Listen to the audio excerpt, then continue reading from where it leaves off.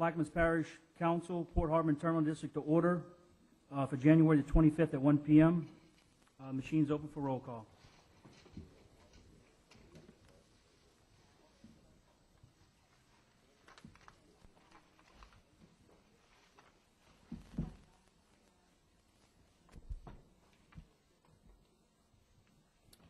Let the record reflect all council and port commissioners being present. At this time, if we could ask General Sanders to please lead us in the prayer.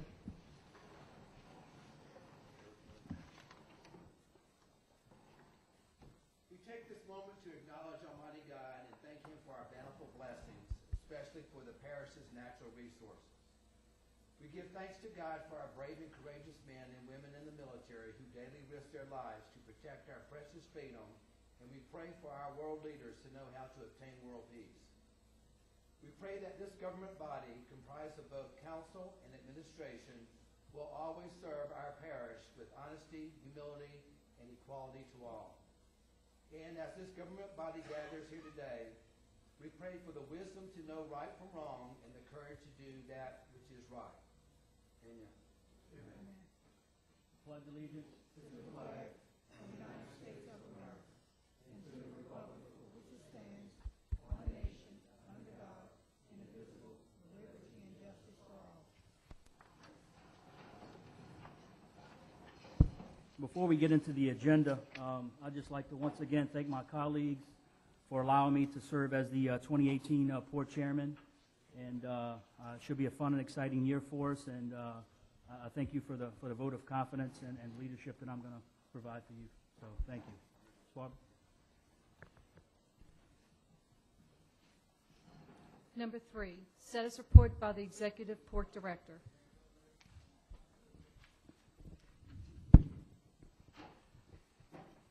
Good afternoon, Mr. Chairman, Mr. Vice Chairman, and members of the board. I am Sandy Sanders, Executive Director of Plaquemines Port, Harbor, and Terminal District.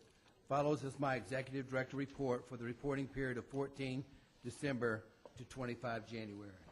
Prior to my report, I would like to congratulate our new Port Chairman and Port Vice Chairman and our new members of the Port Committee. During this reporting period, the Port hosted members of the Jefferson County Port Authority. Attending on behalf of the Jefferson County Port Authority were the Executive Director, Mr. Neil Breitweiser, Chairman of the Board, Mr. Derek Good. The World Trade Center hosted our two delegations, sponsoring a lunch and a joint signing of our two ports' Memorandum of Understanding. This MOU is a major step in the vertical integration of PPHTD's vision of networking at many integration distribution cities throughout the Midwest within the Mississippi River network. This is a major building block in creating a series of sister inland ports utilizing the special container-on-vessel ship with our exclusive strategic partner, American Patriot Holdings. We have conducted our third meeting with members of a terminal operator which is covered by a non-disclosure authority. This port operator is very interested in manning and operating the inland port network. We are slated to visit their home office in February as we continue our dialogue. We hosted our second meeting with the leadership of the Dallas International Inland Port. Similar to waterborne inland ports served by the American Patriot Holdings, by utilizing rail vice waterborne onward movement of cargo, we demonstrated that the PPHTD, with our planned ability to berth 3 20,000 TEU ships, would be better positioned to support the 20,000-acre Dallas Inland Port, which is situated in the third largest metropolis in the United States. Presently, the greater Dallas area is served by the Port of Los Angeles, Long Beach, California, from the West Coast. In concert with that, through the assistance of Bob Bach, president of the Rio Grande Santa Fe Holding Company that serves as the umbrella for our short line, the NOGC Railroad, I made a presentation at the Union Pacific's Railroad Short Line Conference. The presentation was well attended by UP execs and well received. They quickly grasped the PPHTD would be the only port on the Gulf Coast capable of berthing 3 20,000 TEU ships, and a critical mass of this with the joint strategic partnership with the UP could serve as the lowest cost, most efficient route of cargo to that Dallas metropolis. Lastly, we had 3 commissioners attend meetings in the Washington, D.C. area that were quarterbacked by Paul Matthews, the Deputy Port Director. I would like to pause now and ask our Chairman and Vice Chairman and Commissioner Roussel for their comments. They saw our Louisiana delegation. They were with our new representative, former Senator David Vitter, and they also visited Venture Global and other meetings. So, Mr. Chairman. Thank you, General. I'll just give a brief update, and I'll just say we had a very productive but very fast-paced 2 days in D.C. But more importantly, we met with will soon be one of our largest facilities here in the parish in Venture Global. And I was very encouraged of their commitment to here in Plaquemines. And I will also be inviting them here to the next board meeting, I believe in February, to provide an update on their ongoing progress. We also met with Senators Kennedy and Cassidy. Primarily, we were discussing the development here of the port. We also talked about the Baptiste Collette dredging, as well as the NFIP, the National Flood Insurance Program. We also met with the aide staff of Congressman Scalise. We also met with the Port Caucus and members of the Transportation Committee. And we also met with the Assistant Secretary of the Army, Mr. Ryan Fisher. And very productive, and I think we got a few hurdles to overcome as far as their chief's report, but I think within the next 5 months or so, we should have that final draft, and we can proceed with the progression of the Baptiste Collette project. So that's kind of all my comments, and I'll just turn it over to Mr. Lapine or Mr. Roussel for any further comments. Thank you, Mr. Burt. Daniel Sanders, a big compliment goes out to Mr. Paul Matthews for setting up these meetings, and Senator Vitter, who we actually had a meeting that actually got canceled because of the shutdown. That was with MIRAD. So we only had one meeting the first day. The second day, we had meetings from 9 o'clock to 4 o'clock till we got on the airplane. So the first meeting, though, that was with the Army Corps of Engineers was a very important meeting about the Baptiste Collette and the project of the ongoing trying to dredge that channel. It was a very receptive meeting and brought a lot of light and attention to it. So that was very important. And they sat down and listened, and I think we're very close. We're very close to getting something done. So, and all the meetings the next day, like Mr. Burt had explained, the meetings with Senator Cassidy and Senator Kennedy were very important, and Mr. Roussel was very instrumental. I'm going to let him speak about that, about the NFIP and some other stuff that he had brought to their attention, and that went very, very well, too. But overall, a very productive time, very fast-paced time, but we got a lot of work done in a short period of time. But I'll turn it over to Mr. Roussel. Thank you, Councilman Lapine. I concur with those previous comments. It was a very good meeting. As far as working with the Corps on the 203 process, we are breaking ground that is a new territory for them. It allows the private sector or the local governments to be able to do the groundwork, and then they review it and accept it. And hopefully you don't go through the normal process of a full-blown chief's report. You get a memorandum, and hopefully it becomes available to go to OMB and then to WERDA. So on that project, I think that we've got a very tight deadline that needs to be met. I know there's a deadline for WERDA. I hope that we can make it. It'll depend on this interaction that needs to be done between our consultant and the Corps. On the NFIP, I was very pleased with the response that we got from both senators. The National Flood Insurance Program had expired when we were leaving. When they opened the government up again, it became active again. So during that period of time, you know, there is a period where you cannot buy flood insurance when it shuts down. So we've asked the the senators, as well as our congressman's staff, to make sure that we have a long-term solution to the National Flood Insurance Program.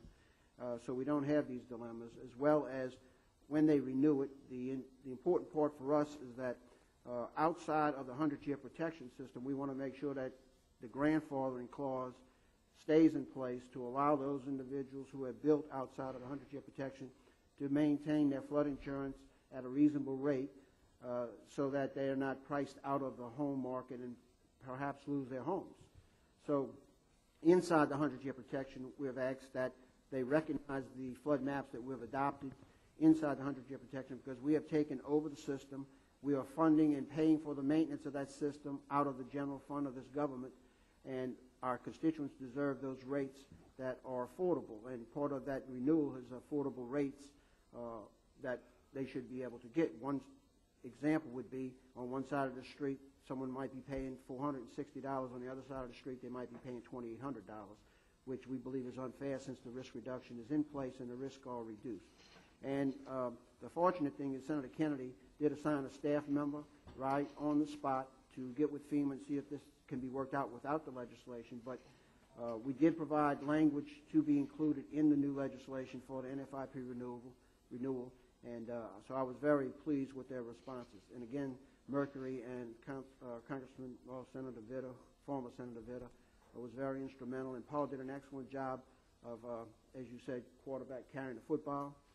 So he was instrumental in setting up the stage for it. And then we all took our piece and went forward with our conversation. So I believe it was a very productive 2-day trip, quick and easy and out of there. Thank you, Commissioners. Mr. Chairman, subject to your comments or questions or those of the board, this concludes my presentation. Thank you. Any comments or questions from the table, from the audience?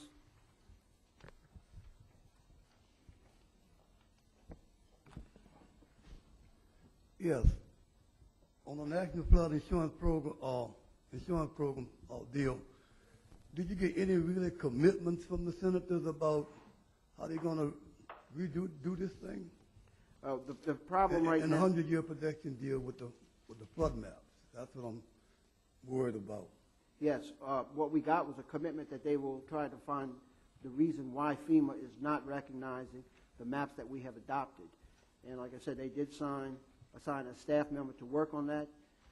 I believe that, Senator Cassidy is sincere in his efforts to try to resolve that issue. And we got back a couple of days ago, so we'll see what kind of response we get. As far as the overall program, the real linchpin in this is that the private sector insurance company wants to be involved in the renewal so they can sell insurance, flood insurance. And the problem with that, if we're not careful, is that they will cherry pick everybody inside the 100-year protection, and everybody outside the 100-year protection will have to go to the federal NFIP, which will not be feasible when you're trying to spread the risk across a broad base of policy payers. So are they offering any kind of legislation or any kind of amendments? Right now, the NFIP is under a recurring resolution, and it continues. It's up until February 8th, I believe. It's renewed, and it goes along with the budget issue that they're fighting.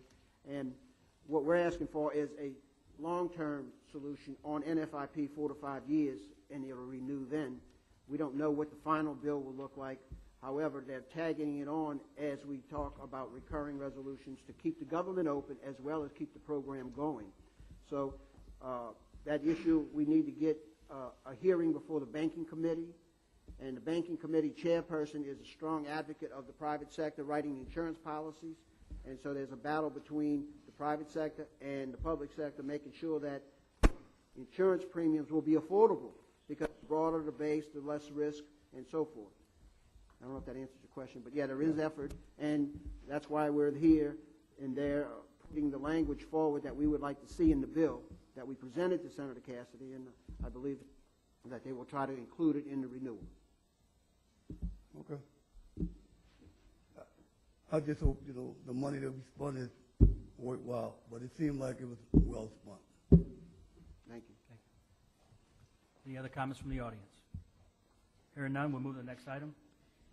6A, there are none. 6B, a resolution authorizing Maynard J. Sandy Sanders, Executive Director of the Plaquemines Port Harbor and Terminal Ms. Barr. District, to extend the current agreement for professional services with Dwyer, Cambry, and Suffering for the provision of legal counsel and otherwise provide with respect thereto. I'll offer and ask for a second. Second by Ms. Williams. I'm sorry, Ms. Audrey. You seconded it? Okay. Yeah, what this is our a one-year renewal for legal services for Dwyer, Cambry, and Suffering, the port attorney. The 2018 budget for legal services is $320,000. Let's see here. I know this is going to be asked in a few minutes, so I'll just say it. As far as the funds, it's broken down into 3 categories, and it's based on years of service. $200 an hour for attorneys with 10 years or more in practice of law, $160 for 5 to 10 years, and then $135 for 3 to 5. So basically, this is a one-year renewal for legal services for the port. And I'll ask for any questions from the table. Audience? Hearing none, we'll move to a vote.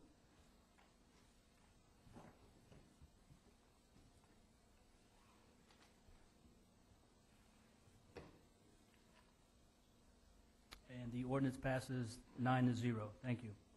Introductions Okay. of ordinances and resolutions. Councilmember Bartholomew? Councilmember Black?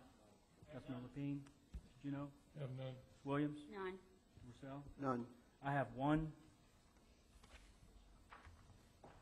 An ordinance authorizing Sandy Sanders, Executive Director of the Plaquemines Port Harbor and Terminal District, to purchase land owned by Richard Wallner and to lease the property to Mr. Wallner on a short-term basis and otherwise to provide with respect thereto. Ms. Salvant? Have none. Mr. Edgecombe? Have none, sir. Next item, please. 7A, there are none. 8, approval of December 14, 2017 minutes. Offered by Mr. Bartholomew, second by Mr. Edgecombe. Comments, questions? Machine is open.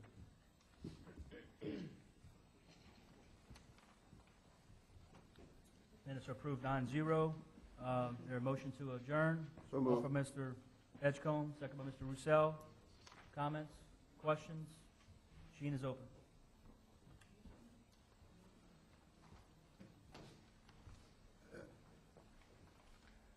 The adjournment's 9-0 at 1:08.